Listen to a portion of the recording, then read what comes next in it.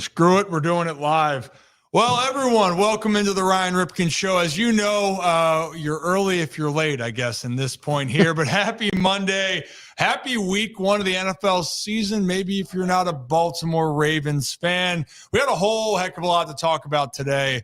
One, we're going through week one, and we'll go around Maryland as well to talk about all the things that have happened in this great state. And that includes, remembering 21-31 and the 30th anniversary, which was this past Saturday. But obviously, guys, the main thing was I threw out the first pitch. And I'm going to break down how awful my performance was. That and a whole lot more. We have Ariel Epstein, who's going to join us, the prop queen, later on. And but to start off, though, because we love our Baltimore roots, we have a special guest then joining us. Because I talked about Baltimore roots, he's from Baltimore, and he has his new movie, Baltimorons, coming out here in just a few days on September 12th. The only downside is he went to Loyola Blakefield and is a Don. But let's bring on Michael Strassner. Michael, are you there? Yes. Hey, how are you? I guess I'm hanging out a bunch of Cardinals, huh? Is that the MO? Oh, no. Hey, no. Greyhound here. Go Hounds. Oh, okay. Okay. Sorry, Go Hounds. Okay. That's the Don over here, though. We got one of them in the studio. Yeah, we got one. Hey, there we go. Roll on roll. What are we talking about? Baby. There we go. But at least we're all MIAA, right? Oh, yeah. The MIAA. Proud? Nope, not Brad. Nope. Sorry, Brad. No, I'm just a poor public school guy. It's all good. Delaney or Towson or Hereford? Carroll County, North Carolina. County. Okay. Very nice. Well, we all graduated high school, and now we're doing great. That's right. Perfect. But, Michael, it's the perfect time to have a chance to talk to you. What with the timing, obviously, Orioles and Ravens are going on. You're throwing out a first pitch, too, as well. Am I not mistaken? Yes, I am. I'm throwing out a first pitch on Wednesday. The premiere of Baltimorons is actually playing at the Senator this Wednesday, the 10th at 7:00, and I'm throwing out the first pitch at 6:20. So so this is like the best day of my life I'm ever having is going to be on Wednesday, September 10th. That's amazing. That's a staple. Senator Theater in Baltimore is a staple. And I got to say, Michael, watching some of the Baltimorons right there, because you gave me a little bit of the sneak peek. Everyone else, you'll get to see it on Wednesday, and then September 12th is the official release date. But the film won the Audience Award at South by Southwest Film Festival of the Year. You co-wrote the film, too. And I'm just a Marylander at heart. I loved getting to see parts of the Baltimore and a burger cookie reference here. But talk to me a little bit about the film itself and what got you the idea to want to do this. Well, the movie is like loosely based on my life, on my origin story. I was a sketch and improv comedian for many years, tested for SNL and did all those fun things. And that's kind of incorporated in the movie itself. But Jay Duplass, who's our director and who followed me on Instagram in 2021, he became a fan of me from just sketches that I was putting up. And we became friends. And I told him a little about my story, where I grew up in Baltimore. And about 6 months into 2023, he was like, I want to back in someone's life into a movie. And you're the first person that came to mind. Do you want to do it? And I said, that is incredible. I've never been asked that question in my life. And another producer on the movie, David Bonnet, who's a buddy of mine who went to Calvert Hall. And then we both went to University of Maryland together. He had basically all these locations in Baltimore that we basically could shoot for free. He had a tow lot, a auto shop. I had my biology teacher at Loyola, Mr. Melanson. He's a dentist now, so we shot in his dental office for free. And the main amazing thing about this whole process was getting to come back home, shoot a movie, and everybody just opening up their doors and arms to us to be like, what can I do to help?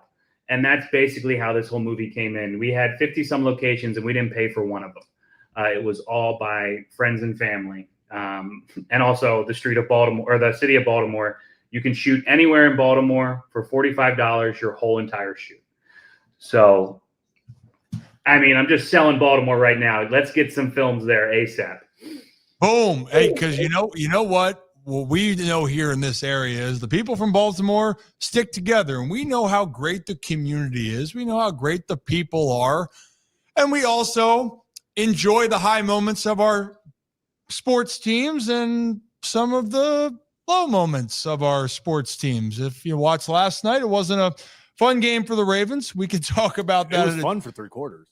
Yeah, it was a great 3 quarters. It was an incredible 3 quarters. Yeah, it was good for about 55 minutes, to be exact. And then Saturday was a great 9th inning. That's the way to look at it. Glass half full. Hey, that is a great way to look at it. And actually, I'm seeing Stack right here about the movie with the pronounce the last name again. Duplass. Duplass. Jay Duplass. Yeah, and Mark Duplass produced it. Helped produce it. Unique New York. One thing I'm terrible at is my hearing. I have 20/10 vision, but at 32, Michael, my hearing has gotten worse over time. But he just mentioned right there, Stack's one of our guys that watches thoroughly. Just says right there, they make awesome movies. And you say, I think the other cool part is you're talking about with your life. And I know you spent time growing up in Hamden. Is that right? Yeah. I mean, my dad lived in Roland Park. My mom grew up in Towson. My mom grew us up in Towson. My dad lived in Roland Park, Hamden area. And I mean, I was in Baltimore from the time I was born to the time I was 18, then went to University of Maryland for 4 years, and then came back, worked for 6 months back in Baltimore, and then went out to LA to pursue this little dream. And it's finally kind of coming into fruition. And the best part is it's coming into fruition with a lot of friends and family that are a part of this movie. So it's all the more special. Hell yeah. No doubt about it. And since it's Monday and we work with Merritt Clubs here in Baltimore, and I always we do fitness challenges during the week, but we also like to have our Monday motivation. And I know this process has been a journey for you to get to it. Do you have any stories of, maybe some times where you can laugh at it now, but maybe a few years ago, maybe it was a decade ago, whatever it is, you look back and it really tested maybe some of the failures or trials and tribulations you went through? Oh, yeah. I mean, the movie, it's based on my life, and it opens up on a very difficult opening. I mean, I don't know, it's a trigger warning or a censor or anything, but it opens with a failed suicide attempt. And, that was my life. And that was the last time that I drank. And the movie deals with alcoholism, with comedy, with all these type of things. And it was the lowest point of my life. And the fact that I can make a piece of art out of that now, it's the most incredible journey I've ever been on in my life. It's been 7 years since that. I've not done this alone by any means at all. A lot of people have carried me through my sobriety, but I also never would have made a movie if I was still drinking. It truly has just been beyond my wildest dreams these last couple months. I mean, premiering the movie at South by Southwest, which is like a huge festival in Austin. My mom was at one of the screenings. She sat next to me. She's in the movie as well. She plays Darlene, which is Brittany's mom, and she forgot she was in the movie. So when she came on screen, she was like, "Whoa!" And I was like, "You forget?" And then my dad came to another screening, and he just started to name all the people he was seeing in the movie. So he was like, "There's Dell, there's Marty, there's Allison." And I was like, "Dad, this is not a private screening. You have to actually keep it down. Like, we are surrounded by people." But to have them at this experience, and then also now to go back to Baltimore on September 10th and premiere at my home court theater, Senator, where I saw all my movies growing up, and having so many of my buddies from high school, from college, strangers. I mean, we put the tickets on sale at the Senator. I think it sold out in 700 seats in a day or two, which is crazy for an independent movie. So we couldn't be more excited about. I mean, I can't be more. I mean, it's the crazy experience of my life, truly. We talk a lot of sports on here. We talk a lot of community, and then we just banter about, I don't know what the hell we talk about sometimes. But one thing that we always try to do here on our show is be authentic and be real with struggle, with failure. Michael, I was wondering if you were going to talk about that opening part there, and also the 6-month chip also is in that part of chewing on. And we just did an event, Brad and I, over in Carroll County with the CCYSB, and they focus on around so many different avenues, but mental health, youth services, addiction, and what I love right now is you were able to get past that, go out there, sell out in your hometown and area, and you got through it. And I think that's a part here with everything that was going on here. You can get through the dark times. We all have dark times. And then I can't guarantee that we're going to make movies, Zach. Can't guarantee that. I don't think we would make it. But you might. You never know. You never know. Michael, just kind of when you were talking about that and, going from that to, this past year, you were wrestling an alien for your Doritos on a Super Bowl commercial. What's that been like? Just getting to that moment, you talked about it, like the struggle. And then suddenly, I'll be honest, after the Super Bowl, every 10 commercials was I would watch you wrestle with an alien to keep your Doritos. But what was that like? I've been doing acting and writing and all this since I was a kid, but professionally since I was 22. I moved out west, tried to do this whole thing. And, 2025 has been the most insane year of my life. I also managed to get engaged during that time just because I'm really trying to fit all this into 1 year. Congratulations. Exactly. Jessie Cohen, she's incredible. She'll be at the Orioles game with me, so I'm really going to embarrass myself with this pitch because she hasn't been practicing at all with me. But the fact that we won the Super Bowl ad, which again, is another thing where, there's all these commercials that are made for millions of dollars for that 30 seconds. And we made ours one night in November. Out of all the other people, we made it. And talk about getting, I opened my phone when that aired. I have never seen that many text messages, in a second to just come up and be right there. So it's been the craziest, truly, year. And I mentioned the mental health stuff, I was so close to missing it all. And that's what kind of breaks me. It makes me realize that so much is in the film and in life, I told Jay, the only reason why I'm here is because the belt broke and I was holding a bit of holiday weight. And I say that and he smiled and I was like, you can laugh at this. It's okay to laugh, I have worked through this.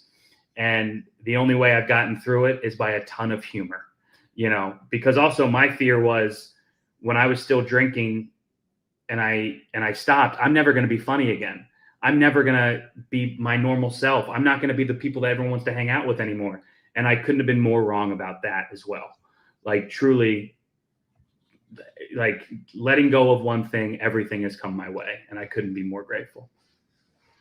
I love the journey. I love the process. And I love seeing someone else from Baltimore, even if you went to Loyola, go Hounds one more time for the one time here. Of course.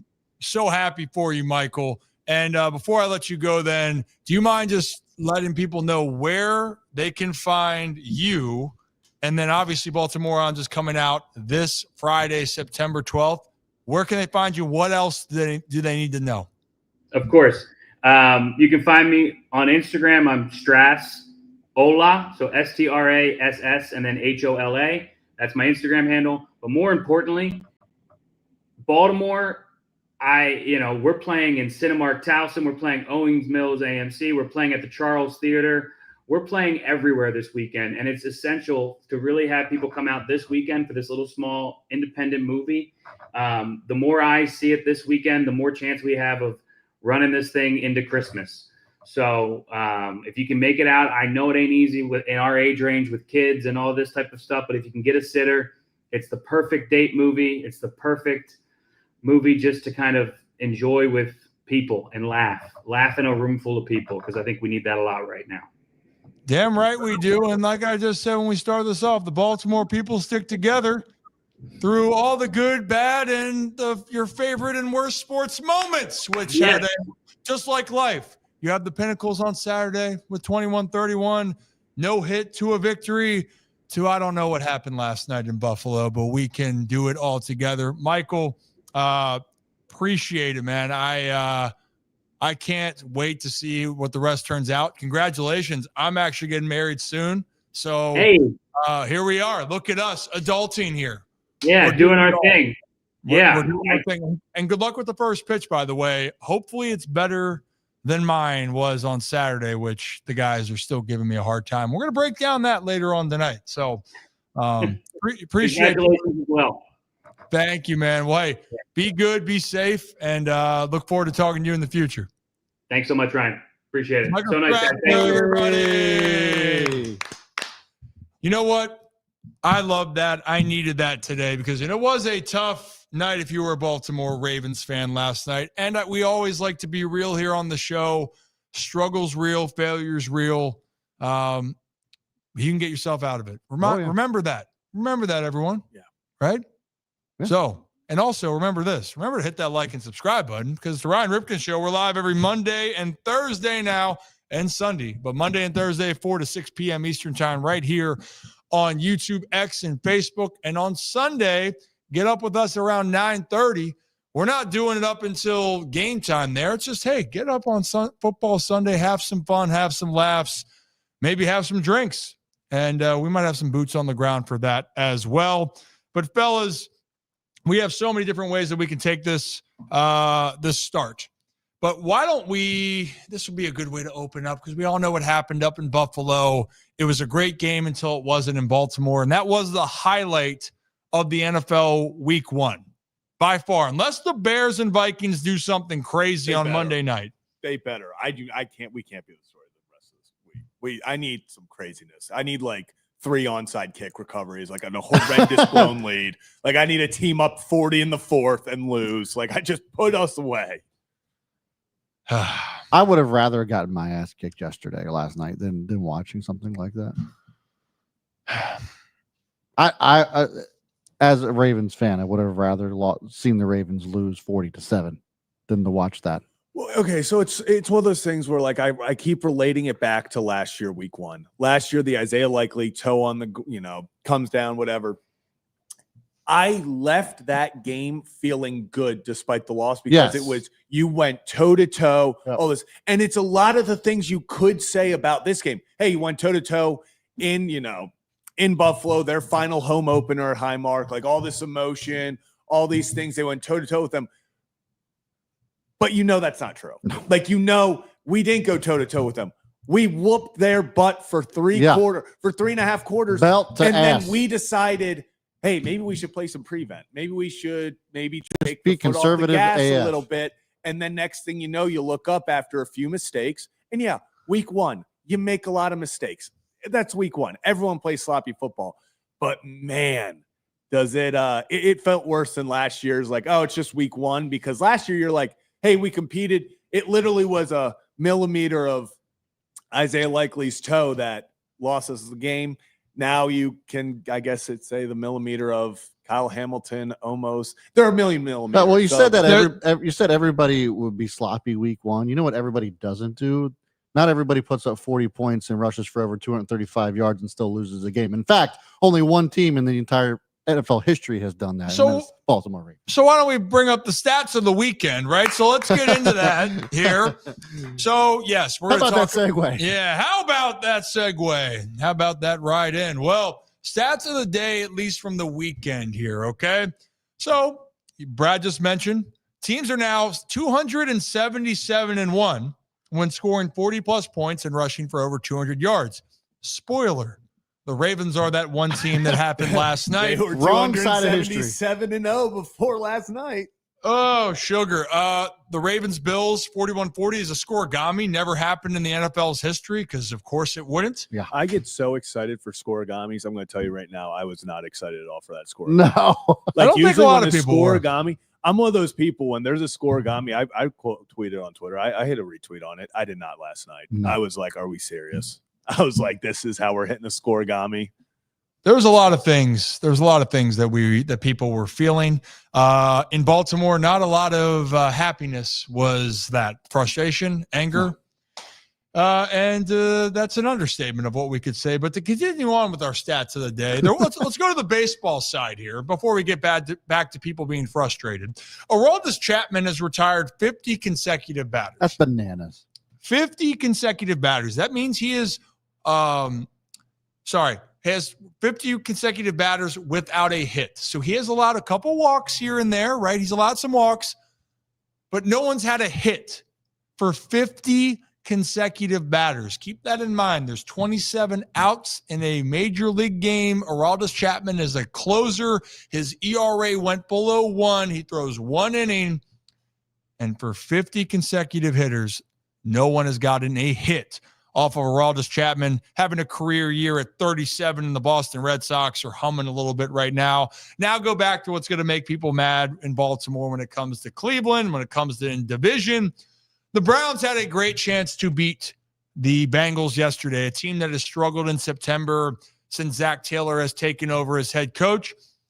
And the Browns they doubled them in yardage. They doubled them in first downs. Joe Flacco outplayed Joe Burrow. And I think Joe Burrow threw for 113 yards. But how about this stat of the day? The Bengals had 7 yards in the second half and still won the game. That's the least amount of yards in the second half in the last 25 years for a winning team. Okay, so here's the question. And this is the question about that. Is that a Bengals stat? Or is that a Brown stat? Because in my mind, that's a Brown stat 100%. because only the Browns could do that and lose the ball game. Where you out like it's not even anything against dang, like the Bengals trouble. Like it is so Cleveland Browns to hold a team to 7 yards in the second half, double them up in every statistic, and then miss a field goal to win. But I was going to say Hopkins missed. Wasn't Hopkins only missed that yesterday, right? Did he miss? Well, no, it's not. Is it Hopkins still? It's or whoever I think it was. it's a new kicker. It was I you know what? I'm not going to pronounce the last name because I'm not sure, but it's SZMYT. Do you want to give that a chance? Andre's his first name. It was Andres Smite. He was released 3 hours ago. Oh, Jesus Christ. That was his only miss, and he missed an extra point, though. Oh, only missed field goal. Let me take that back. Missed extra point, 4 points on the board. And Cleveland in a game that they very well should have won. And they've given the Bengals a run over the last few years, too, at least in one of those games. So they had a great chance. And like I mentioned before, Joe Burrow threw for 113 yards. Yeah. Joe Flacco threw for 290. They outgained them in every stat, doubled them in first downs, total yards 327 to 141. But the Bengals get a huge, that's a big victory since he can't win many games to start off the year. They'd never win their opener. I was going to say, is it not just kind of hysterical, though? How many times has Cincy come out and like Joe Burrow and them will put up these insane games all last year and then they would lose at the last second? Yes. And then for this one, it's like, damn, Browns defense looks great. Cincy looks a little off. It's like, but Cincy won. How many openers has Cincinnati won since Zach Taylor has become the head coach? Well, it's not a lot. It's like less than 3, right? Well, less than 2. Well, because when he first took over, that was Joe Burrow's first year when he came in, or second year. Yeah, something like that. Because I think the first year is when they almost didn't win any games at all. Yeah, it was a rough go for the program up there in Cincy. But here's one thing I want to talk about with Week 1 of the NFL, and we got a lot to talk about today in general. A lot is going to be around the Ravens and Bills, and not just because we're from the region. Well, that was the highlight of the week, right? But Week 1. This is where everyone wants to overreact. Now, there's certain things to overreact to when it comes to how games are played. But as we have seen in the past, there's so much that changes from Week 1 to Week 18 in an NFL season. Heck, the Patriots won their first game. They were one of the worst teams, beating the Cincinnati Bengals. The Baltimore Ravens started 0-2 last year, ended up winning the AFC North. The Steelers were that team that they felt like they were having Russell Wilson. He was back. And then once again, they were one and done in the postseason. There are a lot of things that we're going to monitor, but there are some themes, at least with the Baltimore Ravens, that we will talk about here. And if you're new to the channel, hit that like and subscribe button. Ryan Ripken Show, we do this live, like I said, every Monday and Thursday and Sunday right here on YouTube, X, and Facebook. We're going to have Ariel Epstein join us in a little bit. Also has the Baltimore ties, big Ravens fan. And we'll have, I'm sure the prop queen will have a bet for us for tonight as the Vikings take on the Bears. The Bears. You know, last night, just from an NFL perspective, if you're the NFL, you are ecstatic with how the game turned out, because it was a game where it was like, wow, the Ravens are putting on a show, and they were. But through all of this, then the Bills come back. You have a walk-off field goal, and everyone seemed glued to their TV. I mean, Bills fans left. Yeah. Think about that. Bills fans left, but people stayed tuned in. I cannot overstate enough how much I wish I would have been able to witness last night's game as just a neutral fan. Yes. Because if you were a fan of football for last night's game, that was one of the best games you'll ever Probably game of the year already in week one. Not only game of the year, we're putting up game of the past decade. I was seeing all these people rank these games. This is the only game that people have really put up. And yes, there's recency bias in this. I'm not, the only game that people are really putting above it is that Rams-Chiefs game. Yeah. From back in the day. But it's 1 and 2 right now for people's rankings. Now that Rams-Chiefs game, I'm going to give it. But once again, I was a neutral party in that. Yeah. I just, if you didn't have, a dog in the fight, that was the best game, the best way to start off a Sunday night football that you could have ever imagined. NFL knocked it out of the park. As a Ravens fan, super fun first 55. Super fun, middle 50, 3 minutes, because the first drive for the Bills was a little too easy. But besides that, it was super fun. I was in a great move. We had DeAndre Hopkins. We found out D-Hop can still catch one-handed grab. Football. Derrick Henry, really good. And then Derrick Henry had over 100 yards in the first quarter. You got to the end, and I think most football fans who do not deal with the Ravens on a week-to-week basis like we do probably thought, oh, this game is over. And every Ravens fan, it's likely Corso, not so fast, my friend. Yeah. We are just beginning. And there is a lot of frustration around that for so many people. And of course, even for the Ravens themselves, you could tell, after the game, the frustrations. Kyle Hamilton talked about the frustrations. It's the elephant in the room. Ravens have leads. Can you close them out? It's a great thing that you have the leads, but having a double-digit lead against some of the best teams, you want to capitalize. And these are types of games where it's a long season. You could go on and win the rest of the games on your schedule, and then that takes care of itself. But, you hope that this isn't a game that decides whether or not you play in Baltimore or play in Buffalo if you go to the postseason. You're playing – Buffalo should be a top team. Baltimore should be a top team. And that was a moment that you feel you had a great opportunity. And again, we're going to dive all into this here for the remainder of the show here. And again, some of the don't you worry, we're going to talk about the first pitch here with myself for 2131, as we should have Ariel Epstein joining us in a couple minutes. We do want to go down. At least was one team technically in Maryland, but they're going to move back to D.C. The Commanders got off to a solid start. Not the prettiest game, but they won, and it's better than losing. You want to take an ugly game and you beat a division rival by double digits, you take it. It's better than the Miami Dolphins getting shut out on the road against Daniel Jones and the Colts, who Daniel Jones was looking like Peyton Manning out there in Indy. They were cutting them up. You know, yesterday during when we were at Charlestown, I said that that Miami could end up being the worst team in football. You did. And I was like half a joke, and now it's not a joke anymore. I'm dead serious. They could be the worst team in football. It's not a joke. This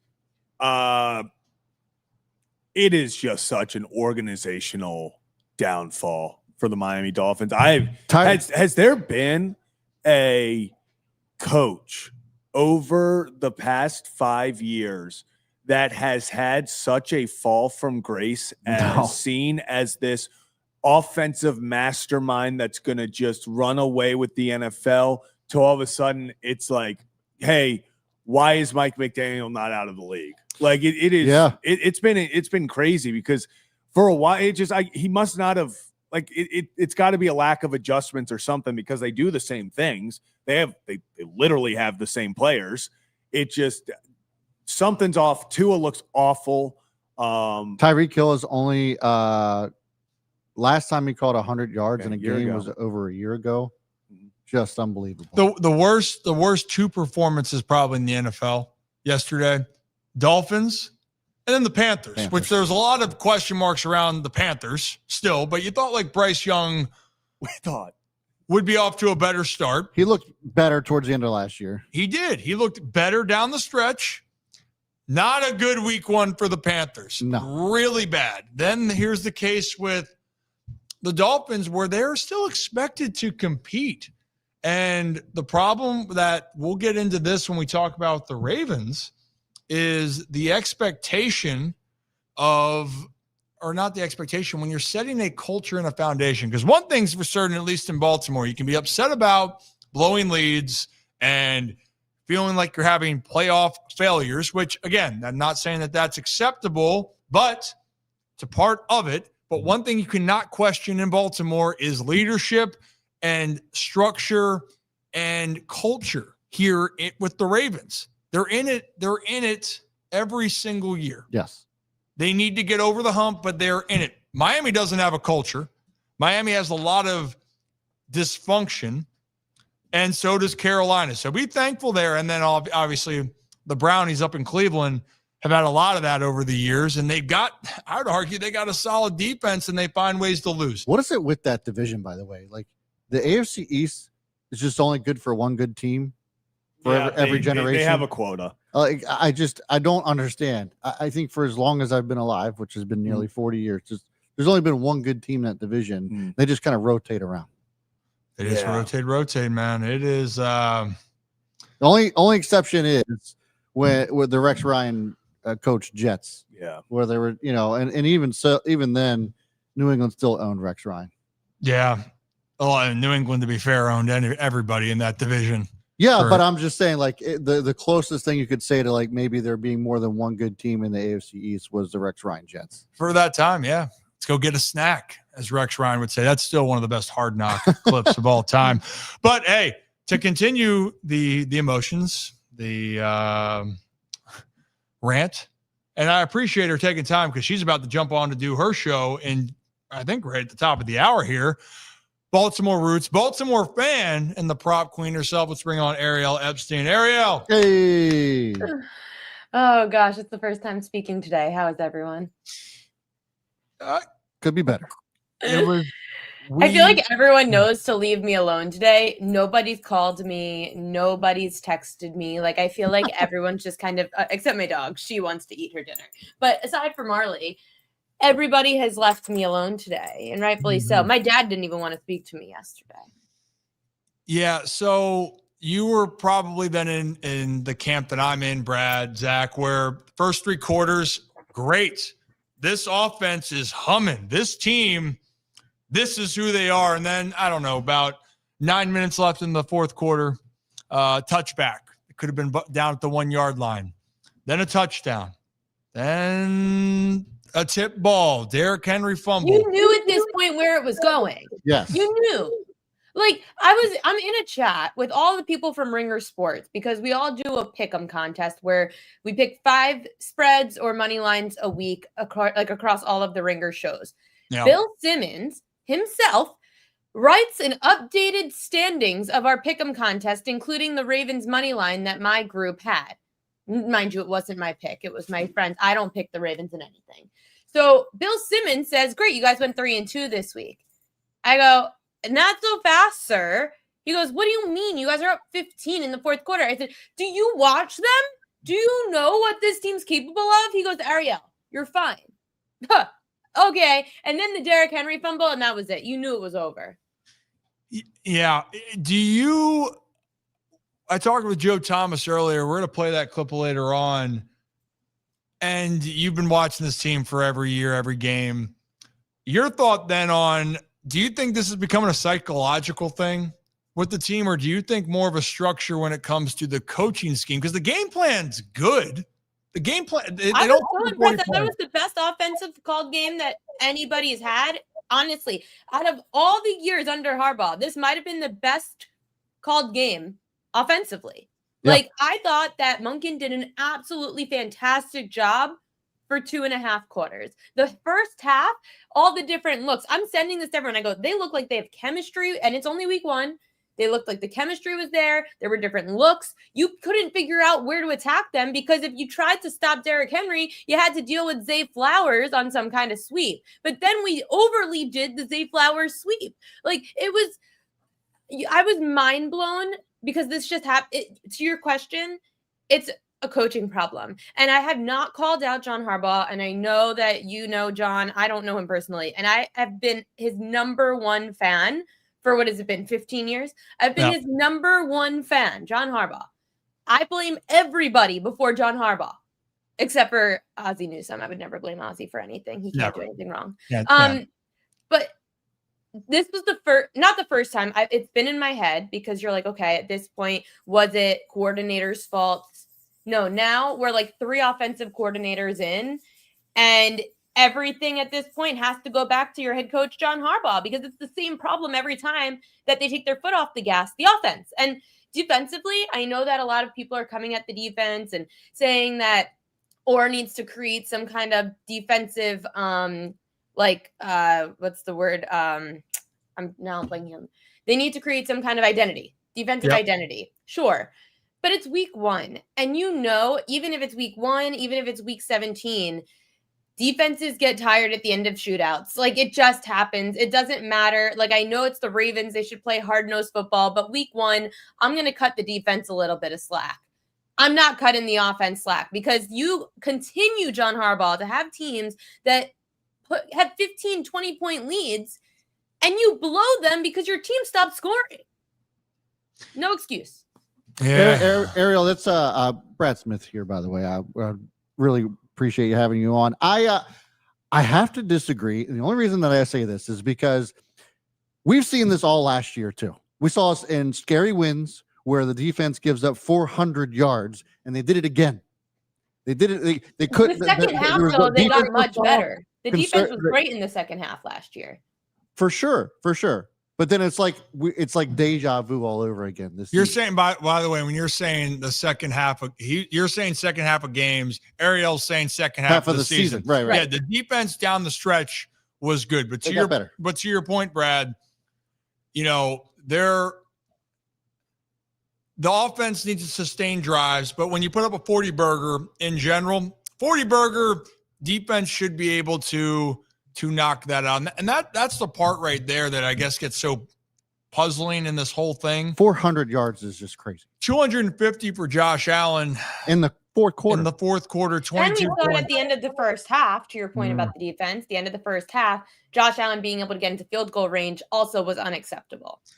So there's moments like that. And look, the tip pass, of course, Keon Coleman is going to catch that ball. And then, of course, and fumbles happen. Like, I'm not blaming Derrick Henry for that loss. I know he takes the L on his back, but I don't blame Derrick Henry. Fumbles happen. Drop balls happen. These things, Mark Andrews dropping the ball in 2-point conversion last year, those things happen in the game of football. What shouldn't happen is blowing 15-point leads because your offense, who put up a 40-burger, couldn't continue to just run clock. Like, you couldn't get into field goal range with Lamar Jackson. And then I saw Kurt Warner put this whole video up about, and I'm not going to even try to speak like a quarterback. You're talking about the last play for the offense? Yeah. That ended up 4th and 3. that Andrews was play. wide open. And he's Yep. like, Mark Andrews was open, essentially. And Lamar couldn't detect that. But it's those kinds of moments that Kurt Warner was saying that it's, even though to the naked eye watching the game, Lamar Jackson had a great game. But he goes, those are moments Lamar has missed before. And again, it's a team effort. Everything is about the team. The team all messed up because every little thing that the team did added to some problem, aka a loss. But the penalties too. Why are we still having these stupid penalties in the trenches? Like in the first half, the dropped, Starks drops the, could have been interception, whatever. On the first drive, yeah. But then right after, we end up with a defensive lineman, I forget who it was, with an offsides, and they end up, neutral zone infraction, whatever it was. Yep. They end up going inside the red zone. So that could have been a turnover. And then you jump off sides or whatever it was, the call, and you end up in the red zone with Buffalo. Like, just stupid mistakes. I sense that you're a little bit upset about this. I'll say this too, like the Derrick Henry fumble, they snapped the ball with 23 seconds left on the game clock. No, that was a error Right. on the. I think that was an error on the what's it called broadcast. On the broadcast. Yeah, of it? they didn't reset because it was at 5. Is that what it was? But John, because I was mad about that too, and then But John did say, I think in the presser, that we don't want to always run down to 4 or 5 seconds so we become too predictable. And I think that'd be the one thing down the stretch. If there was one thing on the offensive side for me down the stretch, it was the creativity when even they stacked the box. That's when Zay got going. When Derrick ran for 3,000 yards in the second quarter. What was it? It was over 100 the sixth time he's done that in a quarter in his career, 100 in a quarter. It's so crazy. Because the man is running up hills with chains and flipping tires and whatever the heck he's doing. He's not human, and he's unbelievable. It should be illegal for a human being that big to run that fast. Yes. And I love every second of it. And the only thing was down the stretch I would have liked to see in that last drive. If you ran the first play, it was a little bit predictable. Okay, Derrick Henry, the Zay Flowers sweep. Best players, I want the ball in Lamar's hands if we're going to make that decision. But the predictability down the stretch. And Joe Thomas, for our listeners, left tackle, played a long time. They can argue he's one of the best left tackles. Jonathan Ogden in Baltimore is obviously one of them too. Yeah, he was saying about when guys need to communicate and trying to get too conservative, you get too tight. And that kind of felt like that's how it was for the offense. It just felt like every time. This is the same story because you have so many pieces to this offense. You needed one more play. You needed one more first down. And they did nothing in those final 8 minutes that made it look, you're like, all of a sudden, where'd this team go? Where'd the team that just put up 40 points go? How come we just are running now jet sweeps with like, it makes no sense to me. Why don't we throw the ball?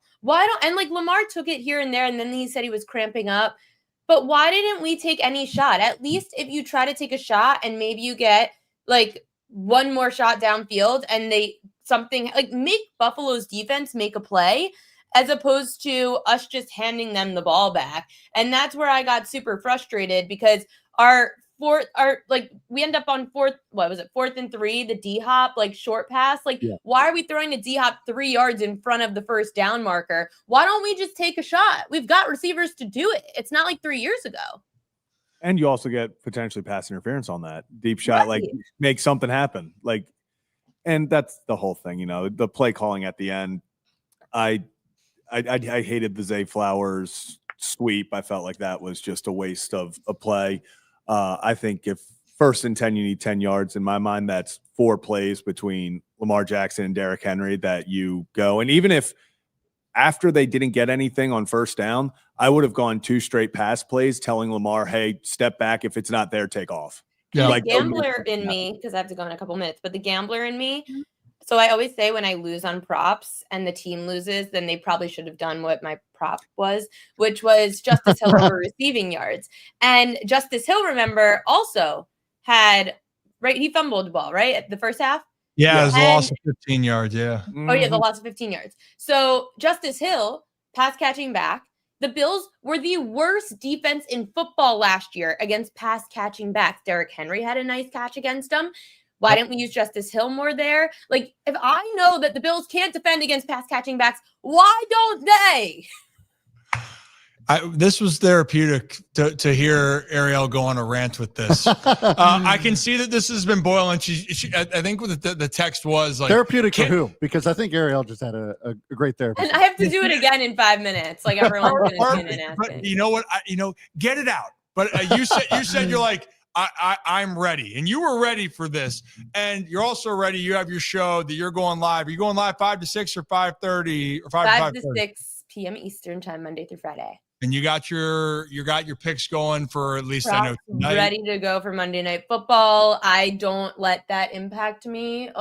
Funny though, on Friday's show, I went 4-1 on my props for the entire weekend that I gave out on Friday, and the one loss was Justice Hill over receiving yards. So it's all, you know what? Stay away from the heart here is what I realize in Baltimore. You always get hurt with that, but everything else, not surprised. Bravo, Prop Queen, bravo. All right, well, everyone though, when we're done here, or go check her out. She's doing it Monday through Friday, right? 5 to 6 p.m. on X and YouTube, right? Prop Queen Sports. Yes. Beautiful. All right, Ariel, appreciate it. Feel better. Appreciate your TED Talk, and we'll talk soon. Have a good show. See ya. Ariel Epstein, everybody. Oh my goodness. It's a wild. No, that didn't look like too early for that. Yeah. Wow. That was terrifying. Who just came on the screen. She signed off at the exact same time that I clicked the button. Oh man, let's not do that again. Talk about someone absolute nightmare shows up on the screen. Yeah. And that was a nightmare for sure. And also Zach was showing me in live moments because that guy had a watch along last night on Locked On Ravens. Looked like he was having a good time. Once it happened and the game was over, I will say I went back and I was like, I want to see what Kevin's live reaction to this happening. It was exactly how I thought it was going to be. Well, should we let Kevin on for a moment? Yeah, we'll bring him on. All right, Kevin Ostreicher. Hey, buddy. That was so funny. I just went back. Actually, it'd be funny if I was on the right mic. So real quick. I wanted to go back and watch that again. You gave me a nice little some airtime of me just looking at the ground. That was pretty nice. Well, Kevin, fun day it was fun, and then it wasn't fun. It was still fun until it wasn't. Yeah, I mean, we talked about it from so many different ways.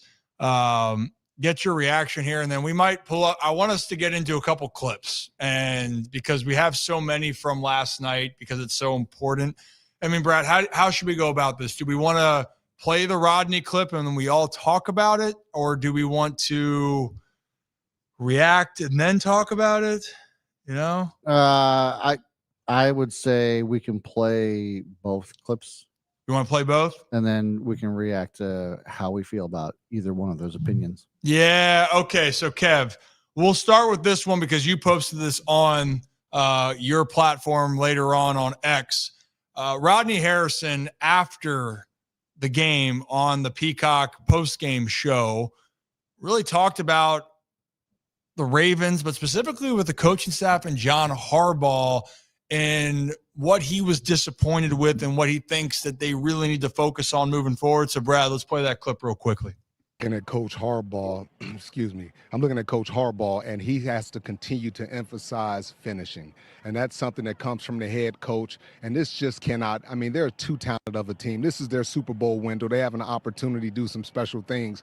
And when I see them falling short like this, it's just an undisciplined team. They get comfortable, and they just need that head coach to continue to put that pressure on them and say, guys, you can never get comfortable. I don't care if you have a 15-point lead. You got to continue to finish. And I think that comes from the head coach. And you had mentioned already this season, you felt like that had been some of their shortcomings, in particular in the playoffs, was some of those similar mistakes. Is that some of the same things you saw tonight? Yeah, it's just it's a mindset, okay? Whether you're up 15 points or not, you can never relax. You can never just say, Coach, okay, we're good. It's only 4 minutes left. You're playing against Josh Allen. You're playing against a team that's super explosive. They got an unbelievable quarterback that they never they always believe that he can get it done, Coach. Yep, no doubt about it. And again, you talk about discipline, you talk about doing things right, and they didn't do it when it counted. In those last 5 minutes of the game, they didn't execute. And some of the players have to be accountable. Yeah. I talked to Jair Alexander. He said, I'm ready to play. I'm going to play 20, 25 plays. That's half. You got to be ready. When your name is called, you have to be ready. And if you don't have post safety help, what are you doing playing outside technique, giving up the inside? It's those little things, but that comes from an experienced defensive coordinator. You know what I mean? So details, the small details, and that's the difference between winning a championship and just being an MVP and not winning a championship. For sure. And as good of a game as Derrick Henry had, he's going to be a first ballot Hall of Famer when this thing's all said and done. That is a two hands on the football, as tight as you can get it scenario. Without that fumble, they're probably still going to put this game away. But also felt like the defense, they were doing the same thing, just conservative, cover two, no pressures, nothing exotic, no moving around. It was just a base defense. And once again, defensive coordinator Zach Orr, I think he's grown as a defensive coordinator, but he has to get better. He has to understand his personnel better, and he has to understand the opposing team's personnel better. So really for all that, right, it was the conversation around what could Baltimore do better. Well, there's a lot of things, but down the stretch when you're up big, don't feel like you get complacent. And on the defensive side, look, Kevin, there's a lot of talent on that defensive side. The Ravens guys, it's still nothing's changed for me on what I think that they are capable of doing. I'm not going to go into those overreactions for it's done. This is a problem. They can't accomplish what they can with this team. They can. They ultimately can. The problem that continues to rise is you have a lead, you have this talent, and for some reason the switch goes off.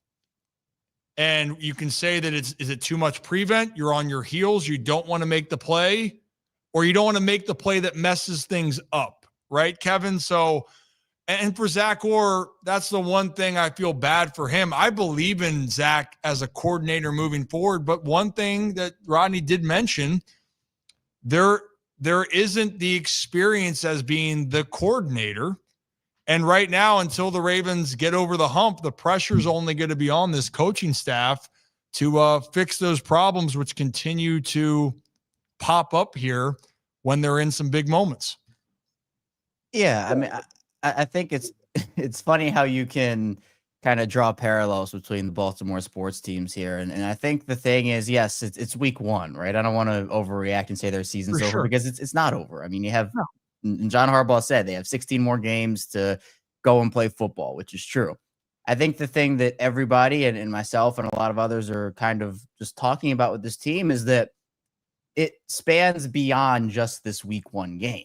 Where with the Orioles and specifically Brandon Hyde, you know, obviously we don't have to get into the baseball side of it right now, but with Brandon Hyde, it was like, okay, we saw what the team did in the second half of 2024, and then all of that carried over to up until Brandon Hyde got fired, and everyone was like, well, it's only been a couple weeks of 2025, but it's the same stuff that we saw at the back end of last year, so it might only be like a week or two of the new season, but it's the same exact stuff that we saw. And so for the Ravens, it's that exact type of mindset where this is only week one, but the things that we saw in this game, whether it was penalties, turnovers, miscommunications, poor play calling, letting foot up off the gas, that stuff we've all seen before. And I know you guys talked about the stats and others, you know, John Harbaugh leading the NFL in blown, what is it, fourth quarter? Yeah, double-digit fourth quarter leads or whatever, with like 17 of them.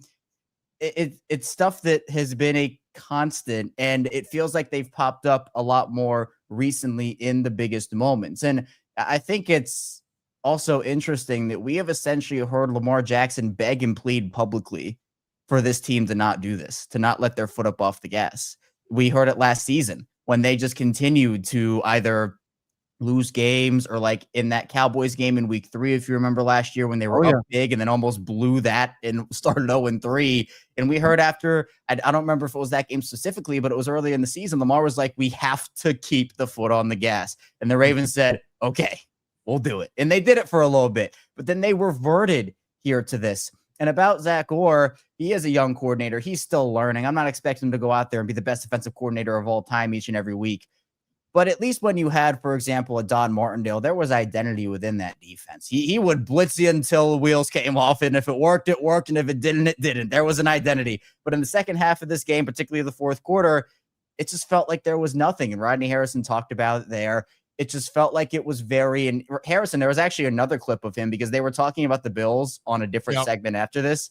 And they cut it to Harrison, and he goes, I'm still just so frustrated with the Ravens. Just went off on the Ravens again and was like, Josh Allen goes out there, he sees the safeties, and they're not moving. And that's something the Bills did to Lamar Jackson to try to get him rattled. And not that he got rattled throughout the game, but the Bills just made more plays down the stretch. It's something we've seen over and over again. And it's certainly frustrating, 100%. Well, then the other clip, we got a few of them. We have Chris Carter, Joe Thomas, two guys that have been around the NFL and had so much success, right? Two of the greatest at their position. You know, Chris Carter was on with Kay Adams, Brad, talking about the Ravens, and he went far enough as talking about the defense and the coaching of, one, the lack of presence from the head coach is what he's saying. And Kevin, to your point about identity. So, Brad, can we play that clip next? Punt on 4th and 3 from their own 32. There was 1:33 to go. There's this cramping thing that they talked about after, that Lamar was cramping or that they would have pushed to go for it. A lot of people saying that's when you close it out if you're Baltimore. What do you think Harbaugh should have done? I think in that situation, everyone is very, very different. But their whole approach to the season was, we're going for everything. Like, we're going to be ultra aggressive. But with early in the season, all guys are dealing with it. We haven't played a whole bunch in the preseason, and we can't practice enough to really get in game shape. And given the amount of mobility that he had during the game, that's a real thing. So you can't just say, oh, no, when your best guy who's going to give you multiple options, I'm going to ignore the medical part of it. But the problem is he hasn't, and I listened to you earlier, Harbaugh has been absent on the sideline the last 4 or 5 years, because you can't have that number of leads and be that good of a coach and punt and be like, hey, I'm happy with punting to our defense. This is not Ed Reed. This is not my boy Ray Ray. Like, they are just a shadow of themselves. All those first-round draft picks, 5 first-rounders in the secondary, multiple other first-round picks on the defensive line and linebackers. Like, I'm concerned about their whole defensive system, and not last night, but what I've seen the last several years. And I tried to look it up, but to me, maybe your expert information staff, I know, but around the same time that they departed with Wink Martindale, their defense is starting to change. And since then, like, what's their identity been? Like, what's it been? Okay, last year they got to the passer, but like, what's it been? Turnovers. Like, if I'm Aaron Rodgers in Pittsburgh, I'm so excited to get this version of the Baltimore defense, because it's not a version that he's going to ever want to see. But they don't have an identity as a defense. And when you don't have an identity, that's going to dictate going forward more on 4th down, even if your quarterback is compromised, which they said Lamar was last night. So I don't want to go as far as to say any of the Harbaugh being absent. I think that can be pressed. I understand that you're the head coach. You got to then set the precedent of what you want to be. But I do think it goes along to what the identity and the growth of your defense, of what it needs to be. Second half of last year, the Ravens defense was making that progress.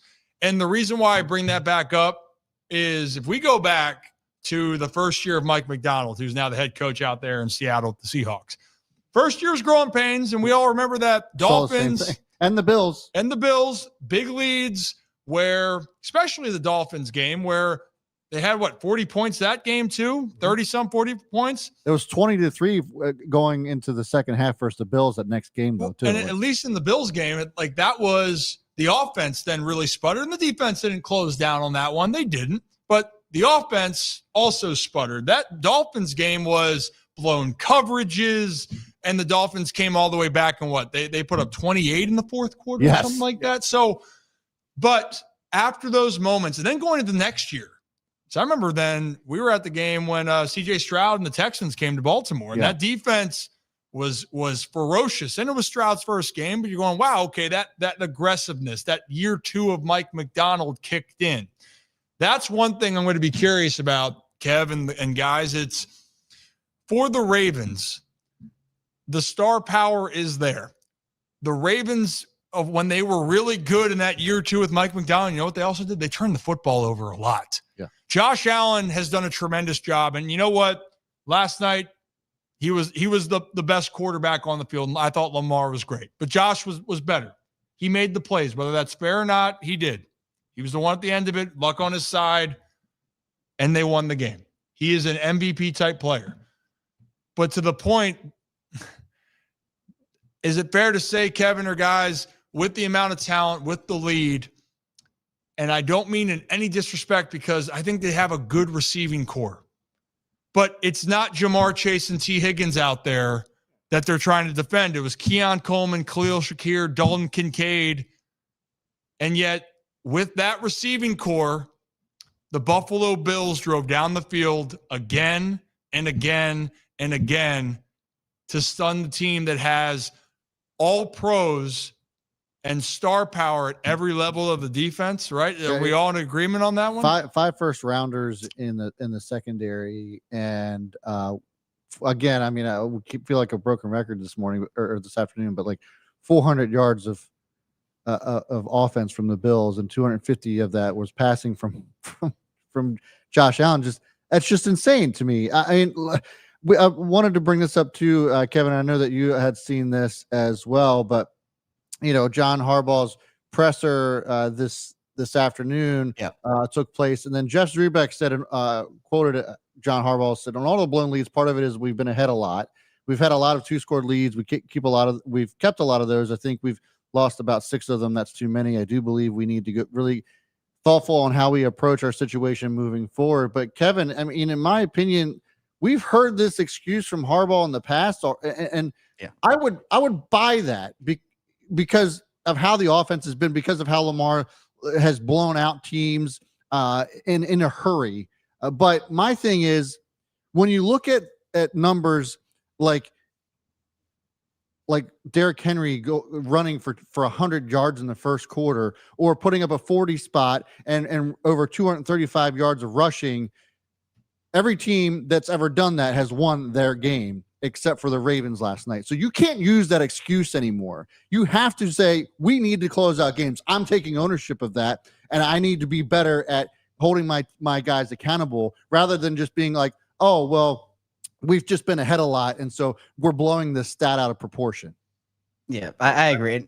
Yeah, you're right, Brad. We've heard this exact thing actually from John Harbaugh before. So it didn't shock me that this is the route he went. He like kind of got to where everybody wanted him to go eventually, but like not really, because I think him saying the first part kind of makes the whole rest of the answer, I don't want to say disingenuous, but it makes it feel differently. Where if he just said, hey, you know what? Yes, we've blown 6 leads and that's not good enough. We got to be better. Here's what we're going to work on. That's different than starting it off with, yeah, well, we've been up a lot, and you know, we played in a lot of these games and we've won most of them. I mean, sure, but you know, this also it's a different era than the first time this team won the Super Bowl, and that's something that obviously Chris Carter talked about with the whole defensive thing. And it's the same thing over and over again when it comes to how the Ravens have lost these games. And it's in big moments. Again, like the saying that everybody's throwing around right now is nobody beats the Baltimore Ravens like the Baltimore Ravens. And look, credit to the Bills. They did their thing. Josh Allen was awesome, and they stuck with it. I know some of the fans didn't. Josh Allen made them hear about it. But I still think that as a team, you have to look yourself in the mirror and say, what are we doing wrong? Because we have to fix it. And it feels like they're kind of doing it. And honestly, we've had these conversations after the Ravens win games that they have these issues in. It's just like, well, they're not going to change anything because they won the game.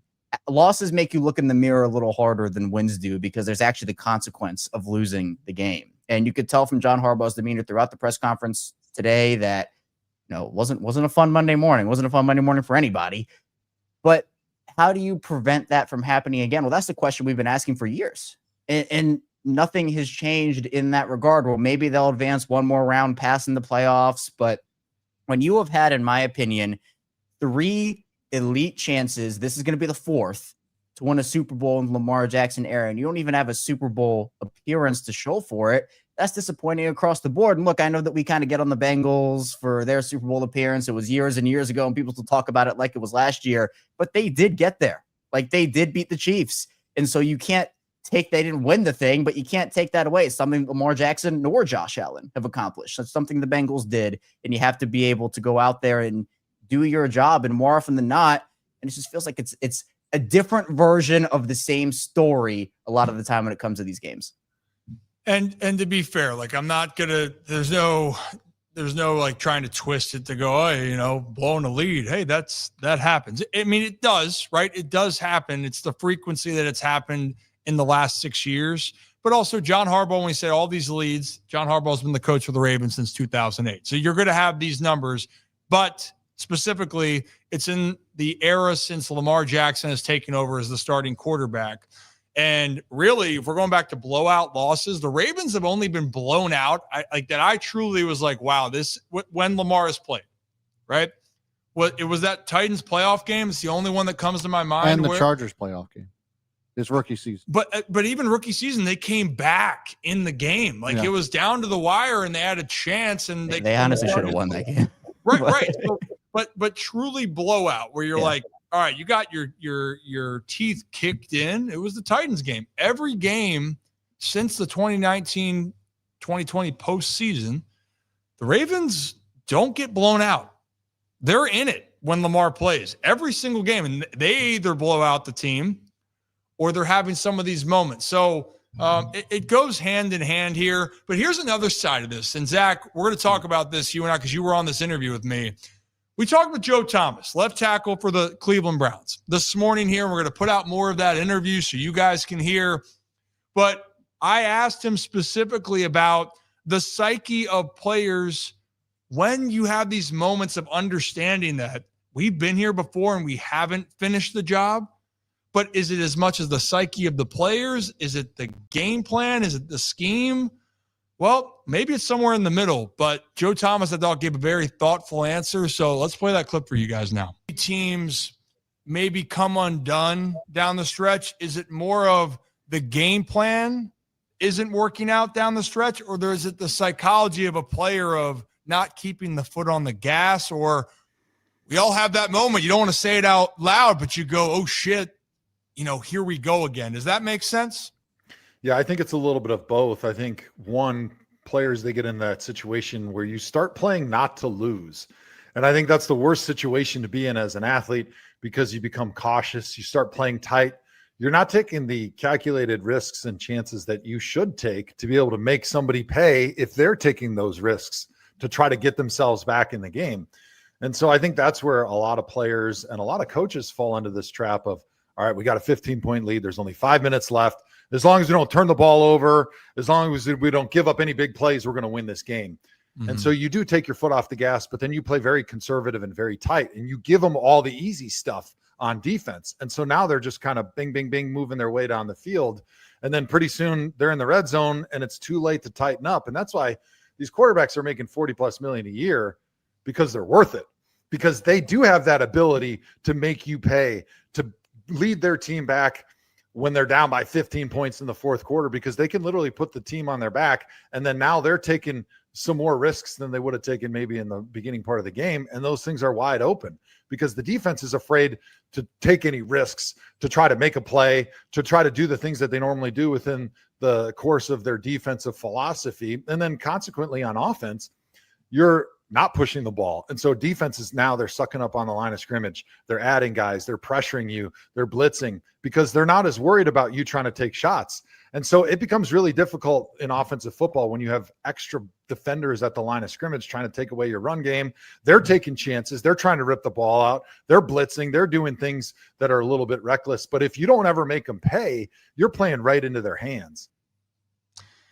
So I thought, Zach, we had a long conversation with Joe, which we're going to release that interview later because, one, Joe Thomas is awesome. Fantastic. Also, Joe has a farm where you can actually get some prime. He's going to send us some beef. Yeah, we're getting some beef. We're getting that soon coming our way. But anyway, we're getting off topic here. Zach, what I took away from that, and I wanted to explain that because of being in a professional setting and growing up, I understand that side of it because I've been in there from the baseball side when I've been on the field, and I've been on teams that you have that momentum where you know it's happening and you don't want to say it out loud, but the team comes back and you can feel it. You can sense it. And then when you get back to that moment again, you have that, oh shit, here it is. And I think last night was a perfect example of the conservative play where the Ravens don't make that mistake. But then once the Bills had one thing go their way, the tip passed, and the momentum's there, Buffalo stacks the box. The Ravens saying, all right, we're going to hand it off to our running back. All's going to be good. And then he fumbles, and then, oh, here we go. Everyone's tight again. And then all the momentum's with Buffalo, and he's talking about a quarterback that's making $40+ million a year. He's referring to Josh Allen. And if you give Josh Allen all the time in the world, or give Josh Allen the ability to play free, which he did, right, he'll tear you apart. I mean, Zach, I think that I think it is a combination there because scheme-wise, the Ravens did a really solid job after that first drive of the game against Josh Allen. The rest of the first half, minus the 3 points before halftime, they were really solid, really good. Yeah, I mean, and that's what's so disappointing about it is they were really good and they had every opportunity. It felt like you almost saw the moment the switch flipped and they turned to playing scared football offensively, and it was Derrick Henry's fumble. Like it was because right before then, Lamar Jackson, make magic happen. You know, do it yourself. Gets the first down. And you kind of felt that, like, I took like a sigh of relief almost of Lamar's got this. Like Lamar is doing Lamar things. Keep the ball in the best player on the planet's hands and good things are going to happen. Next, they give it off to Derrick Henry, just like they've been doing all game. And he fumbles. All of a sudden, the Bills have a short field. They go down, score. And now you're sitting there and you start to clam up. You start to all of a sudden, you know, if the Bills get this ball back, they are going to win the game. So then you're like, okay, we gotta waste time. So then you're playing super conservative. I mean, you hand the ball to Derrick Henry. I like that play one, even if they're expecting it. How many times did they send the house, stack guys with 10 guys in a box, and Derrick Henry still took it the whole way? I have no problem with that play call. But then you take it out of Lamar's hands completely. They give it to Zay, and you can tell that they told him, if it's not there, get down immediately. So they didn't even have give Zay the opportunity. Obviously, you cannot go out of bounds, but if you're taking away Zay's ability to do what he does best, which is get an open field, get shifty, and make something happen, maybe a sweep to the outside where now suddenly he has to stay away from the boundary and they wrap him up. He just goes straight down. Now it's what, 3rd and 9, 3rd and 10, and you have to put the ball in Lamar's hands, but not for the reasons you wanted. You know, it's not a 3rd and 6. It's not a 3rd and 5. It's 3rd and long, and they get it within 3 yards, and it was a scared conservative call to punt the football because everyone knows, and this is what is just so annoying. And Kevin, I'm sure you can talk about this as well. How many times have we seen the clips of Harbaugh, of Lamar on 4th down coming together and going, hey, you want to go win this thing? Hey, this is us. You want to win this thing or not? We got 3 yards. We have Derrick Henry behind Lamar Jackson. We should be able to get 3 yards right now. We've been doing it all game. One play for 3 yards because, hey, if they don't get it, you knew they were going to score anyway. Maybe they score quicker. Maybe there's time left. You never know what happens. The Ravens, once Derrick Henry fumbled, went completely into let's not lose this game. And the second you go into, let's not, Joe Thomas talked about, when you start playing not to lose versus playing to win, that's when you have what happened last night where it's okay, we'll give the Bills 15 yards at a time as long as we keep them in front. We'll give the Bills, and suddenly 5-6 plays down the line, you're like, they just went 75 yards in 2 minutes. And it's things like that where, with Wink and stuff, like you knew blitzes were coming. You knew aggression was coming. Ariel talked about maybe you stretch the field with Zay and try to get a call. Maybe, see if he can beat him deep, see if something happens. It felt like the things they were doing that were working they suddenly were like, okay, let's just see if we can break something off here. If we don't, we'll punt it back and hope for the best. You know, one thing, I think all of us, no one would have been upset if Baltimore decided to go for it. No. Right? Everyone would have been cool with that for the most part, just of how the game was going. Yeah. 1,000%. You know, Kev, right? You would have been cool with that, saying, hey, Lamar, right here, because the confidence level wasn't there for the defense. One point I wanted to at least say, there was some breaks that went, you know, the Bills' way. But I also will point out, usually a team that is playing, that's the more aggressor and things are on their side, typically the things are going to go your way too. The tip ball, okay, great. But it's just the little moments that Baltimore can look back. And Kev, Brad, I think that's where it is that we can take 1 or 2 or 3 or 4 or 5 moments. The Ravens had Tyler Loop had a huge field goal before the half. Yeah. And no timeouts for the Bills and no timeouts they still need 15 yards or whatever it was. And you're protecting the sideline. And Josh Allen makes a hell of a play, but that was a huge, huge play. The Ravens, they had multiple times to get off the field on third down. They didn't. And then the Ravens, before the fumble by Derrick Henry, and could have downed the ball at the 1 yard line, you know, would have backed them up all the way with under 9 minutes to go. It is a lot of the same things there, but yeah, it's a tough situation, but the human element of the game, I think, is still real. Buffalo sensed, they smelled blood, and they acted on it. And I think I hate this, Kevin, the most, is that I believe that the Ravens truly do have everything that they need. And they've had everything that they needed. The problem now is that in the biggest moment, can everyone stay in it? Can you stay in it and finish what you have to do? And we're not going to overreact today. They got a long way to go, but damn. That's a story right here that continues to be the one that Baltimore, just like the other team in Baltimore, the Orioles, have to deal with. Can you get it done when it matters the most? Right now, the answer has not been in the Baltimore team's favor. But if you're new to the channel, hit that like and subscribe button. Ryan Ripken Show. Do this live every Monday, Thursday, and Sunday right here on YouTube, X, and Facebook. I got to be honest, guys. I am no Scott Hansen. I cannot hold my bladder for anything. I have been holding on here. I'm definitely going to have to go use the restroom. Is it a good time to talk about? Hey, I do. You're just trying to skip out on the pitch talk. I know what this is. You know? Oh, no. I will talk about the first. You don't want to get your feet put to the fire here. Come on. I'm going to break it down here, Kevin, in a second here, by the way. And this bathroom break is brought to you by our friends over at Merritt Clubs, by the way. Merritt Clubs, appreciate you guys. By the way, guys, 30 days free at Merritt in September. Do you know how to spell free, Zach? F-R-E-E. Gee. A little bit better. Okay. I mean, it was a little bit away from the mic. Yeah, M-E-R-R-I-T-T. That was There good. you go. Yeah. Spell free. M-E-R-R-I-T-T. M-E-R-R-I-T-T. There you And go. point being, if you want to try out Merritt Clubs, you can do it right now for a month. 30 days. Whammy. Also, we got some things coming up there that you guys could win as well, but time will tell on that. But we appreciate our friends over at Merritt Clubs.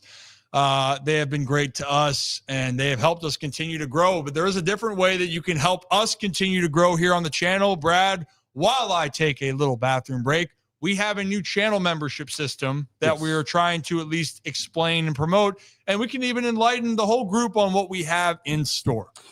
Yeah, that's right. So for those of you, I thought I saw a couple of folks question why they were no longer listed as members. Well, because YouTube doesn't allow us to just change them without eliminating everything first, which is super annoying. But that's how it is. We wanted to improve the product a little bit, change the tiers around some, and rebrand them a little bit, but then also bring you even more cool shit. So if you are wondering why you are not a member right now, it's because you're not. You have to go back and rejoin. And so you hit that join button, come back. You actually don't lose your status if you've been a member for a long time. I see Joe. I saw Nick in there as well. they still don't lose their status if you rejoin. So if you want to rejoin the membership, you can. There's 2 tiers now. The Holy Shirts and Pants Club was just too long to say.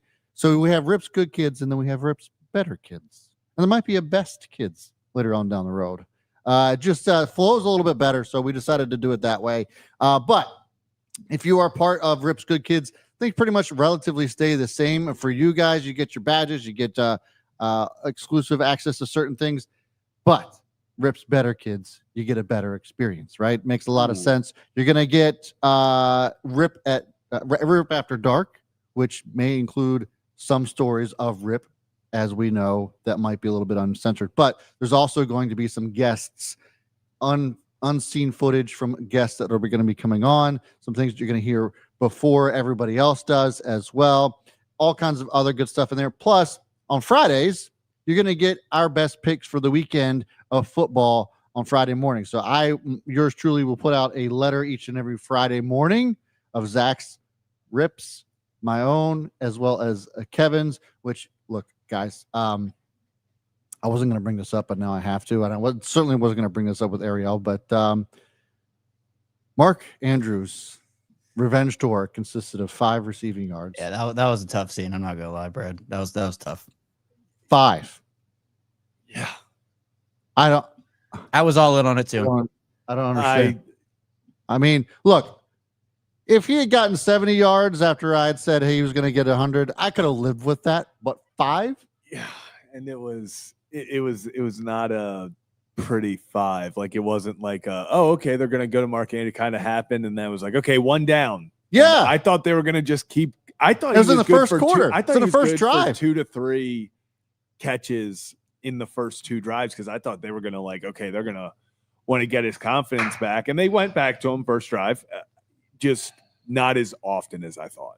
First drive, he gets the reception. I'm like, okay, revenge tour is on, and then no Mark Andrews for the rest of the game. But anyways, you get our best picks for the weekend on the Rips Better Kids. Go hit the join button next to subscribe. Help support the channel a little bit. We do everything we can to reinvest all that money back into the show to make it better for you. So it really is all about you and keeping the show going. So go hit that join button next to subscribe. We certainly would appreciate it. Rip apparently wears his sunglasses at night. I feel better now. And maybe we can help put a restroom right here in the studio. Well, I can just go around the corner. I think you're good. Yeah. I don't know. We're just trying to make it so we can be more efficient. I'm sorry, guys. I don't know how Scott Hansen does it. I really don't. I really don't understand, but good for him that he's able to have. I think he just doesn't drink anything for the 12 hours leading up to the show. I think he was doing his morning routine. I think he drinks something in the morning, like right before he hydrates, and then that's the last liquid he drinks until after the show. Nice. Yeah. Beautiful. Well, guys, we appreciate all that. And I'll have more from what happened this past weekend here that I can share with our Rips Better Kids going on with this. And in the meantime, though, we should take our little trip around Maryland here. Can we take a little trip around Maryland? Do we have the graphic for around Maryland? Oh, yeah. Let me put that. You throw it back up there. Under. Go around Maryland. We're going around. Oh, I went to an antique store yesterday and I bought a mini globe with a magnifying glass, so I can now look at Maryland with a magnifying glass. There you go. Wait, look at Maryland with a magnifying glass? Yeah, so it's a whole globe, and it has the capitals and everything. So controversy, and I guess I should get ahead of this now. The globe that we spun for those months was factually incorrect. There were multiple sections of the world that were just like Germany was not there. Parts of China were not there. It was sectioned in a way that it was not factually accurate. So now we have a factually accurate globe with a magnifying glass. And I can look at Maryland and look at all the nice little places in Maryland. I have so many thoughts. I have so many thoughts here, but I don't know. The globe you brought in here? It was not factually accurate. How did you find a factually incorrect globe? I don't know.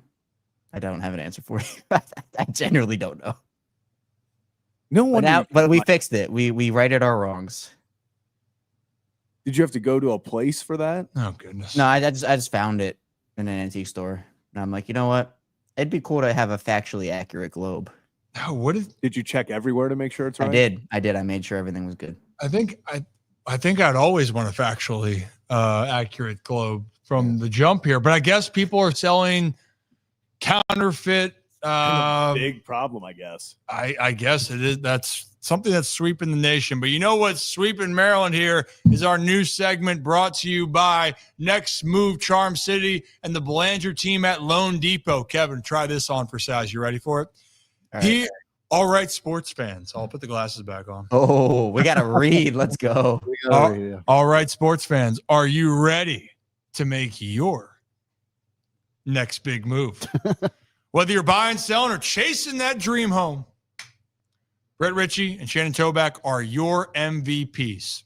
They bring championship-level strategy and hustle to every deal, wherever life takes you, city, suburbs, or shore. Don't just make a move, make the right move with Next Move. Boom. How'd it do? That was great. That was incredible. Incredible. I gotta work on where the camera is. Yeah, you looked over. There's no camera. I wanted you and I to make eye contact. Appreciate that. You know, if you can't make the people in the studio feel your ad reads, you're not making the viewers feel it either. So credit to you, Ryan. Yeah, I got to work on, and we got to find a way when we do upgrade the cameras to have the cameras zoom in on me when I have these and just be. It's like a cue. You point and they automatically zoom. Exactly. Well, let's go around Maryland here for a second. We talked on Sunday. Hey, the Terps wasn't pretty. They got the dub. They're 2-0. They're going to win the Big Ten championship. I think that's what we've already decided, right? Yeah. Yes. Sure. Yes, we have. So that's great for them. We already talked about the team in Baltimore. There was another event here that happened in Baltimore this past Saturday. And it was a big one for my family. Oh, boy. The 30th anniversary of the 2131 games played, the record that broke Lou Gehrig's 2130 record. That was 30 years ago, September 6th. And yours truly threw out the first pitch. And I said it from the jump, guys. It was upsetting. I pride myself on executing to the best of my abilities. It wasn't to the best of my abilities the other day. I don't know what the exact reasonings are, but I'm going to take it like a man here. I'm going to talk about it. I'm going to walk you through the moment of what went through my mind so you guys can understand what happened here. I think the clip, I'll pull it up, Brad, so I can walk it through. Okay. Time out. So first off, if we go back to the beginning here, and I said this yesterday on the show, Kevin, you might have missed it. Those pants right there, I went to J. Crew right before because I didn't have pants that matched the suit I was wearing. Okay. I know, it's just the laundry wasn't done. And the bigger part is I needed pants so I could pick up that leg. I had to have stretchy, flexible, dependable pants. So I put those on. Okay. And initially Calvin went in front, but Calvin, I was worried if it was the back, Yeah. Was it the pants? Because I've seen him rip a pair or 2 or 3 or 10 in my lifetime, and those pants are not as flexible as mine. And I go, this might be a problem. Okay. So that's went through my mind initially, but then he backed up.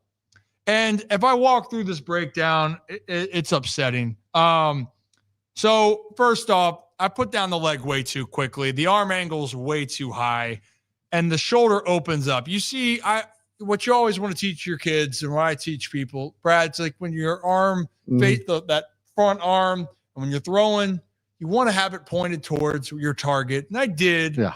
Then this shoulder's going to open up, the front shoulder, and I don't follow through. You see it? It's just kind of like I flick. And that's not what I was taught. Now, did I have any warm up before this? No, I just took the jacket off and I went right there and did it. But you see, it's like I babied it in. And when you baby it in, look at that. Didn't give it a chance from the start. So leg The pickup, release point was way up there. it was way up there. You know, and then right off the hand, I could have told you that was a ball. Yeah. You were following it too. You're trying to lean in. Yep, there's the lean. Right, yeah, I think my facial reaction right there. Yep. And disgusted. I am. The only thing that maybe in the back of my mind, because Gavin Sheets then, of course, texted me. He was like, hey, you didn't bounce it. But that was unacceptable. And he even put that out on Instagram. And I responded, you're right. But I thought you were in the box and you like to crowd the plate. And you know what? Got to get you uncomfortable there. And that's maybe what I did. And that maybe set up the whole evening. Calvin had quick reflexes on that, though. He did. You know what? He was still looking mobile there. A nice snag. Were there any practice pitches? I might have missed you saying this. Zero. Did you practice this? No warm-ups. Zero. Didn't get the choice. Even Brady Anderson's like, oh, dude, you didn't go practice? I go, where the hell was I going to go do this? How was I supposed to go and chip, Doug, with that going on? All right. I was on the field, and I didn't get a chance to go back. You know, I should have gotten Dino. Shout out Dean Kramer. Someone to play catch with me. You know, they say when you warm up to throw right on the field where the grass is before going on to the first base line or the third base line, that area, if you play catch on that grass area, you're too show, which I agree. Like that's a no-no. I didn't make it up there, and you think like your shit don't stink. My shit definitely stunk in this situation here. Did they give you the option to go to the mound? No. Well, I thought about it. If Dean or Bradish was on there, I would have scuffed that thing up. I just would have dug in and been fine. But Trevor Rages was on the mound. I ain't messing with that. And again, Trevor had a nice, solid outing. Yeah. Could have been better. Yamamoto had a slightly better one. For 26 outs, I thought we were about to witness history. But right there. Well, we did witness history. Just in a way that we didn't think we were going to. Yeah. God, I'm still so pissed off, man. Can you take us through through the progression of what you are thinking in your head, if you can remember it? Oh, I remember all of it. So initially it was, I took the jacket off and he stood on the grass and I said, really? That's where you're going to be? And then I'm wondering, how low are you going to go? Because you told me you were going to like Yogi Bear it and not be full squat. You're going to be half squat. And then Eddie starts yelling at him. Oh, he'll get back there. And then he kind of hesitates. And then he finally moves back. Now I was ready to throw, Kevin. Yeah. And I see him get up and move back. And I'm like, whoa, I got to reset. And I didn't go through my stages of, hey, take a deep breath. And then now realign the target. Make sure, focus on a spot. I didn't. And that's what I hold against. When we talk about focus, the focus level dropped a little bit. And I thought, don't mess this up. Hey, that's what Joe Thomas said. You start thinking, don't mess it up. And then I ended up with this wild throw. Yeah, 9 times out of 10, Kevin, that's right down the middle because that's just what I do. But that was the one. I gave into the pressure. Yep. But the Baltimore Orioles in 2025 are undefeated when Ryan Ripken throws out the first pitch. Is that the tone? Yes, they are. Yes, and you're wondering about what they can't do, situational hitting. That's what I've said. Bullpen. Kieran, I mean, you've already said this before Kieran did, but you were taking credit for the dub. Yeah, I get blamed for the losses, as we know. Yeah, all the time. Every time, because it is my fault when Dean gives up a first inning home run. Every first inning. I told him that too, by the way. I said, buddy. Or, the guys are not getting a hit for the longest time. Hey, I'll take the blame. But I'll also take the credit. Yeah. So Birds, if you want me to back out there, show the boys how it's done, I got you. In all seriousness, though, it was a good moment for the family. I think I got a couple photos. Kevin, I got to say, I was looking pretty damn good as well. Yeah. I don't know what you think. I'm curious if you would have thrown it with the jacket on, how that would have gone. Yeah, no, I wouldn't be able to. The arm. You wouldn't have gotten the arm up there. Yeah, it would have been. Right here though, this is the facial expression that says it all. Sorry, let me take this one down.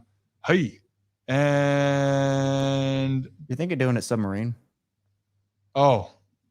I got to say, though, I look pretty cut. I think I look pretty good, but that reaction is tough. Hairline looks awful. That's a rough We need to get hairline. you like a tailored look, too. Oh no, I had more tailored shirts. It just wasn't for that one. I'll be honest. Okay. I have the other ones. This looks like an awfully big shirt for your.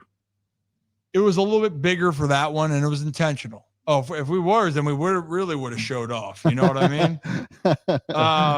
But there was a lot of other moments that were great. I mean, this one I will say, despite all of it, had a little embrace here with Calvin, and just to remind people, I am taller, and it was special for that regard. I don't want to say records can't be broken, but this is one that I don't know will ever happen. No. I don't know what the fuck that was. I don't know what that was either. But it was cool to be able to share that. The two parts though that were missing for me, bittersweet. There's two parts of my family that they were a huge part of that night. Still a huge part of my life. Is my mother Kelly, my sister Rach. Rachel threw out the first pitch with me 30 years ago. And no doubt Rachel would have thrown a better pitch because she's the GOAT, and I really would have loved for her to be there. And my dad actually in that speech talked about having, he would always call my sister baby girl. And I was getting emotional for that because you know what? I miss my sister being there. And then for my mom, my mom through it all growing up, she did a tremendous job. I posted about this on Instagram. She did a great job of not letting the rest of our family understand the magnitude of what things were. Wanted to make things as normal as possible. And I know that might sound easier said than done, but when you grow up then and constantly your family is in kind of the public, places. I didn't understand it, but that was intentional. My mom made it made me feel like things could be as normal as possible. Yeah. And we'll go down a rabbit hole and we'll have Kelly on to talk about life and goodness gracious, Brad, you've seen, and Zach. Oh yeah. My interactions with Kelly, it's going to be a hoot. Might have some tequila involved for that or some Deep Eddy vodka, whichever one. She might be serving some up. But I shared this photo as a reminder of this, is through all of this, she was the Rock. And once again, I look handsome as hell, but I didn't understand what happened on that day. And I didn't understand the magnitude until I was in my teenage years. And it was because she wanted to make me feel that everything could be as normal as possible in such a chaotic moment. So I appreciate my mom. I hope as I get older, I get the genes of my mom where I can have good hair. And also, I just think that my mom looks almost the exact same that she did 30 years ago. So Kelly hasn't changed a bit. Yep. Love you. I appreciate everything you guys have done. So, and damn, I was adorable, Brad. What are you looking at? You're definitely looking at the lights. Scoreboard or something. Yeah. Something caught your eye. Well, I'm a dreamer. I was dreaming big. I was dreaming at this exact moment at the Ryan Ripken show. Yeah, and it's cool because you're as tall in that photo as I am now. So that was good. That was good, Kevin. You got to be able to poke fun at yourself. You got to do it. You got to all the time here. That is what we do here. Good times here. As we get closer, are we missing a lot of stuff, guys? We covered a lot. The only thing I guess we hadn't covered is that the team down south of Baltimore did win the last part around Maryland. Mm-hmm. The Commanders. And I think we actually have a little Commanders corner up here. Hey, you want to see how quickly this comes up? It's back Under. Good job, guys. But the Commanders, dude, we were up at Hollywood Casino yesterday in Charlestown races in West Virginia. Nice. And we saw that game live there, hanging out. Got to talk with Chris Cooley and Jamal Lewis. And Jamal Lewis could go back out there and play. Oh, my gosh. Tomorrow. He could. He could back up Derrick Henry tomorrow. He was ready to rock and roll. But the Commanders, it wasn't a pretty game, but they beat a division rival by 2 scores. Deebo Samuel, I was curious how it was going to fit in, but Deebo looked like Tebow when the Niners were kind of humming on offense. Well, hold on. It was against the Giants. Let's not get crazy. But the And Giants looked terrible. The Giants offense looked terrible. So I don't know if the Commanders defense is that good, which I don't think they're that great, but I also don't think they're that bad. But the Commanders offense was struggling at times. And Debo, what was it? 7 catches or something like that on the day for him? 7 catches for 77. And he had a rushing touchdown in that game. Like that was like a vintage Debo situation. And then Bill, the fantasy darling right now. Bill looked good. Yeah, 10 yards or 10 carries for 82 yards and a touchdown. Led the team. Bill looked good. Austin Eckler got a lot of work there. And then they're going to head to Green Bay, which Green Bay, the Lions looked bad. Yep. Lions looked bad. Lions did look bad. But are the Packers that good? They might be. They might be. Green Bay can be scary. That was an interesting game. But if you're a Commanders fan, you won the game you're supposed to win. You're 1-0, and you're going off to play a short week up at Lambeau Field. So good for the Commanders. One of the teams in the area is 1-0. The other one, they got some work to do there. But I think that the Giants in general, though, Brad, I think their defense is stronger than their offense. Apparently, Russell Wilson starting week 2.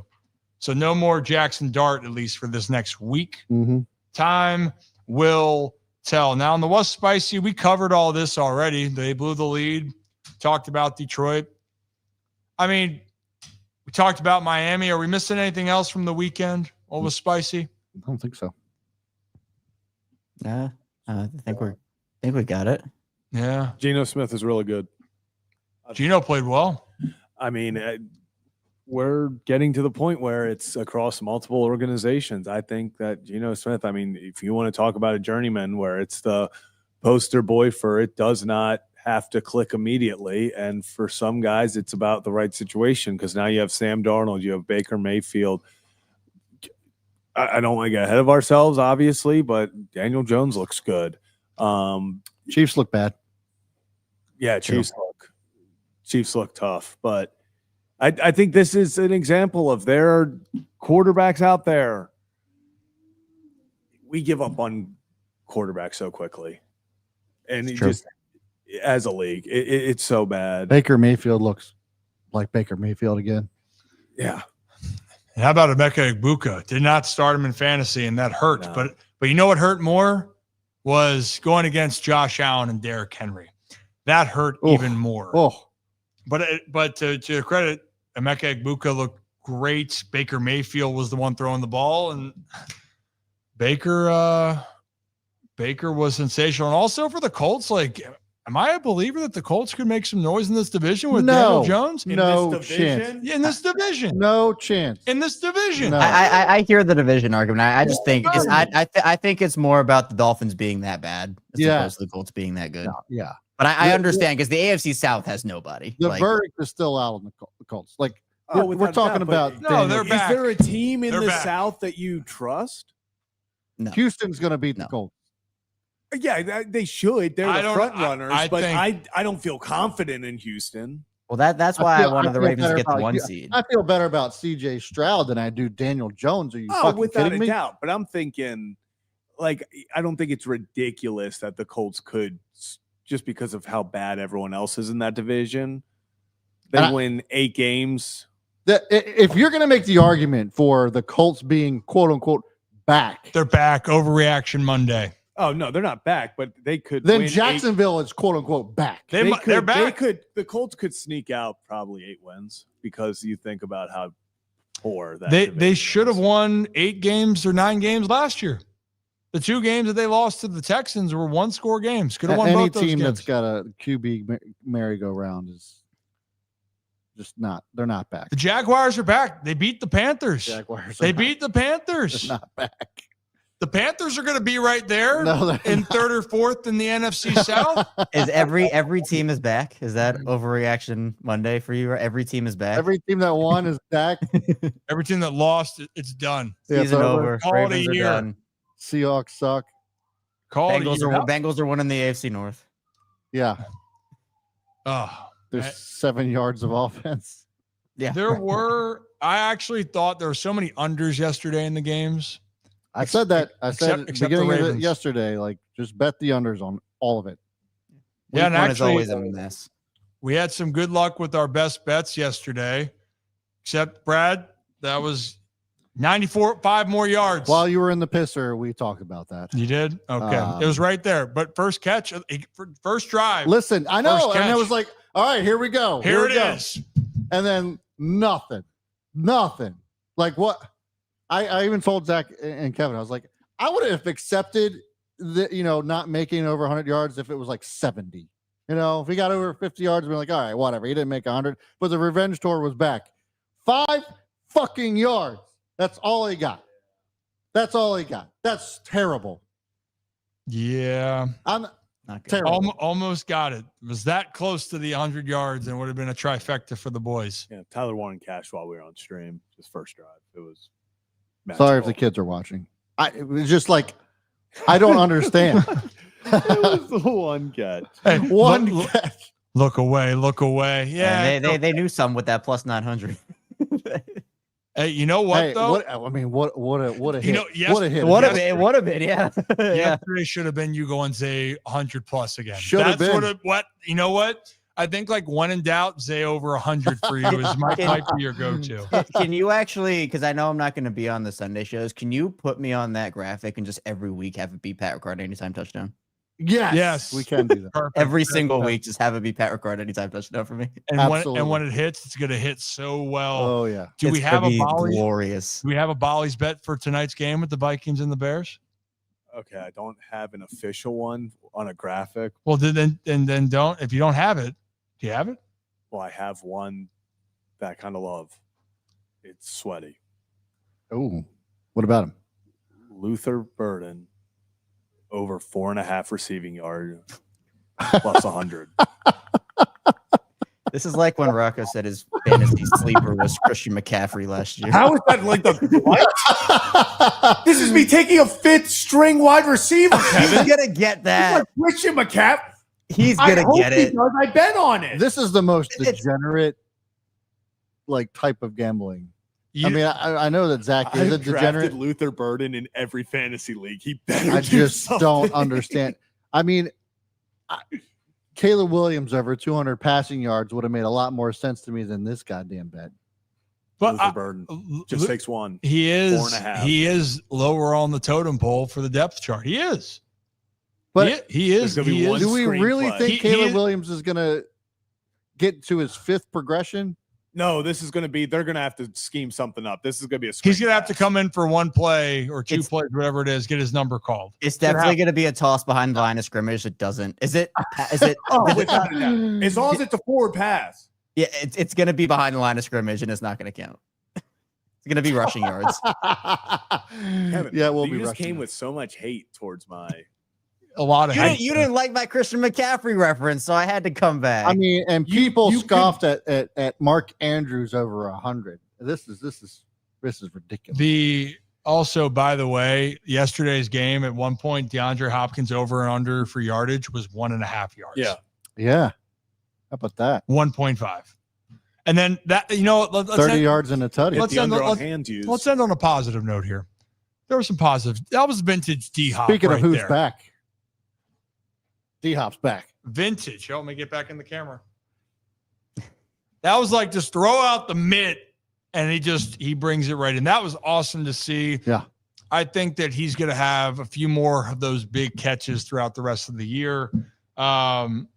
That was great. I mean, Zay Flowers obviously had a good game. Derrick Henry had a good game minus the fumble. Everybody had a good game, but the defense.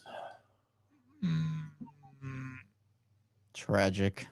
Not one defensive player had a good game. Yep. We also had Ronnie Stan. We had Joe Thomas talk about Ronnie Stanley on the Yes. touchdown for Zay. Like that was great. Like He said Ronnie Stanley was one of his favorite, if not the favorite left tackle to watch. Yeah, he loves watching him play. And Ronnie looks good. Ronnie looks, knock on wood, healthy Ronnie goes a long way. Oh, yeah. Healthy Ronnie goes a long way for this Ravens team. What about a healthy Falele? Anybody? You know what? I just want to win. Just win. People are having a 77 off in my quote tweets asking who Oh, I know. 77 is worse between the Ravens and the Steelers. and theirs is Broderick Jones, I believe. So that we're at the point where we are evaluating whose number 77 across the NFL is worse than the other's number 77 already. Bulls. Give me Ben. Ben Cleveland could just stand there, and I think it'd be better than what Falele did last night. You know, one thing that's what I'm excited about sharing with the interview as well is Joe Thomas shared some things about what do we not know about being on the line, and not like the He did say that the scuffles on there, but like what happens that we don't know when it comes to being on the line of scrimmage and whatnot. Nonverbal communication. Nonverbal communication. Well, if you want to hear more about that, you got to watch when we put out that video. And then make sure you hit the like and subscribe button when that time comes. Yeah, I think that's it. I think we covered a lot. Your dog is nibbling in my toes. Mr. Puppy, Ollie, come here. Ollie, come.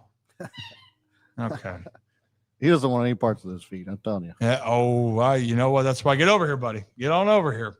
Zach, any other things before we get on out of here? No, I think that's it. Feel pretty good. Luther Burden. Over 4.5. If this hits, you have to get a Luther Burden jersey. How about that? Why do I have to suddenly? Because I was a sharp and saw 4.5 being plus. Because he's gonna win you some money. You can invest that back into him a little bit. I am also taking him at 20 plus. I think he gets one deep ball. Have you made money betting? Yeah, actually, I'm on a really good streak. Football, especially college football, and college basketball, I make a lot of money on. Do you really? Yeah, it's actually. How do you think he keeps the beard in line so much? Yeah. You know, or the hair? Yeah. That's what. College sports is just like, obviously, like there are crazy upsets and stuff, but so many times there are usually some. You can see a discrepancy in the teams, disparity. You're like, okay, this team is much better than the other. Obviously, it's college, and you love that because a lot of really good teams lose to really bad teams, but comes with the territory. Comes with the territory. Well, comes with the territory is all the good moments in sports. There's some bad. Beautiful. That was good timing. Beautiful. That was really good. Well, we've had a great Monday overall. Like I said, we'll have the Joe Thomas interview out this week for you guys to listen to. Thank you to Michael Strassner for joining us. And check out Baltimorons. It's coming out this Friday. He's a Baltimore guy. Go out and support. He's throwing out the first pitch as well this week at Camden Yards on Tuesday, Wednesday. Got to go back and watch the tape. If you're a Ravens fan, don't go back and watch the tape of week one. It's over. We will be back on Thursday. We got more things. We might have another guest that we might be talking to tomorrow that I'll tell you guys about after this. And thank you to Ariel Epstein for her TED Talk and her thoughts about the Ravens. Am I good now, Brad? Yes. Hit the music. All right, go ahead. Hit. Red 7. Okay, I don't know if I like this. Am I talking like this? You are. Oh, boy. Well, as always at the Ryan Ripken Show, have a day, have a night, have a great stinking Monday, and we'll see you on Thursday for a brand new edition. Why was he changing his voice through the No. voice changer? Wow. What the? Oh, God. There you go.